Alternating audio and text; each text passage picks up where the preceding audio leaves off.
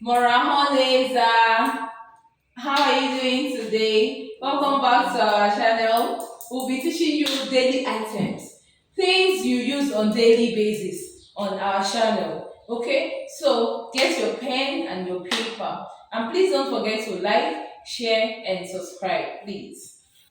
muraho neza reka twizere ko mumeze neza twongeye kugaruka kubigisha kuri channel yacu twizere ko muza kuryoherwa. Tugiye kuba turi kwiga amazina y'ibikoresho dukoresha mu buzima bwacu bwa buri munsi mu Kinyarwanda. Araza kuba ari kuvuga Icyongereza and then njyewe Ikinyarwanda. Mudukurikire twizere ko muri buze kubishimisha. Come with us. We are going to start from here. Daily items. Ibikoresho bya buri munsi.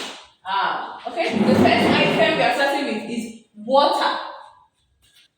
Amazi, Pot, icyungo, spoon, ikiyiko, saucepan, isafuriya, table, ameza, chair, intebe, clothes, imyenda, knife, icyuma, milk, amata, broom, umweyo, mop, itorosho, bulb, itara, cupboard, akabati, shoes, inkweto, soap, isabune, lotion, amavuta, book, ibitabo, pen, ikaramu, shorts, ikabutura, trouser. ipantaro. So these are things you use on daily basis in your day-to-day life in Rwanda.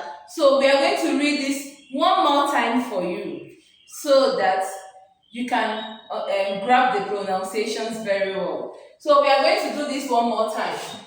Water, Amazi, pot, icyungo, spoon, ikiyiko, saucepan, isafuriya, table, ameza, chair, intebe, clothes, imyenda, knife, icyuma, milk, amata, broom, umweyo, mop, itorosho, bulb, itara, cupboard, akabati, shoes, inkweto, soap, isabune, lotion, amavuta, books, ibitabo, pen, ikaramu, shorts, ikabutura, trouser.